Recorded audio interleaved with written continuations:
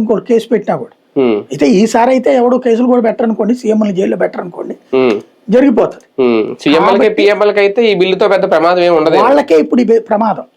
వీళ్ళు పెట్టింది ఏంటంటే 30 రోజుల పైన కనుక జైల్లో ఉండేటట్టయితే ఆటోమేటిక్ అనర్హత అన్నటువంటిది. ఎందుకంటే ఇప్పుడు ఎమ్మెల్యేలందరూ వాళ్ళకే సపోర్ట్ చేస్తున్నారు కాదనడానికి అప్పుడే ఉండుంటే కేజ్రీవాల్ అప్పుడే అయిపోయింది, అందుకని పెడుతున్నారు. కానీ సాధ్యం కాదనుకుంటాను బిల్లు పాస్.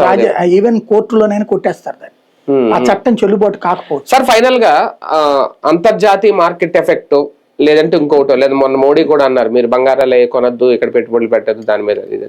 ఇప్పుడు ఒక పతాక స్థాయికి వెళ్ళి ఇప్పుడు పతన స్థాయికి పడిపోతుందా బంగారం వాల్యూ? అలా అయితే గనక మార్కెట్ దెబ్బనే కాదు, మన భారతదేశంలో కూడా ఒక్కసారిగా వాణిజ్యం లేదంటే ఆర్థికంగా ఇబ్బందులు ఎదురవుతాయి. అంటే బేసిక్ గా నరేంద్ర మోడీ పిలిపిచ్చాక భారతదేశంలో 70% అమ్మకాలు పడిపోయాయి.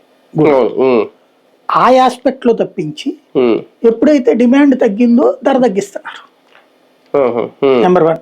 రెండవది ఇంటర్నేషనల్ గా డాలర్ రేటు పటిష్టపడింది. అంటే డాలర్ ఇది వరకు తో పోల్చుకుంటే ఇప్పుడు రూపాయి బలపడింది కాబట్టి ఇక్కడ రూపాయి తగ్గింది, ఆ విధంగా తగ్గింది ఇక్కడ.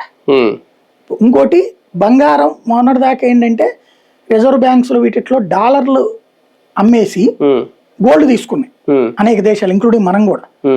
డాలర్లు అమ్మేసి అంటే డాలర్లెస్ ఎకానమీ వైపుకి వెళ్ళడం కోసమని ఆ పని చేశారు గోల్డ్. ఇప్పుడు ఏమైపోయింది, గోల్డ్ అక్కడ ఫిజికల్ గా గోల్డ్ పెట్టుకుని దాని రేటుకి అప్ అండ్ డౌన్ ఉండదు. అంటే అప్ అండ్ డౌన్ ఉన్నది అట్లా అమ్ముకోదు కదా ప్రభుత్వాలు. ఇంకోటి మొన్న యుద్ధం తర్వాత మళ్ళీ సచ్చినట్టు డాలర్ మారకం బిగినాయి.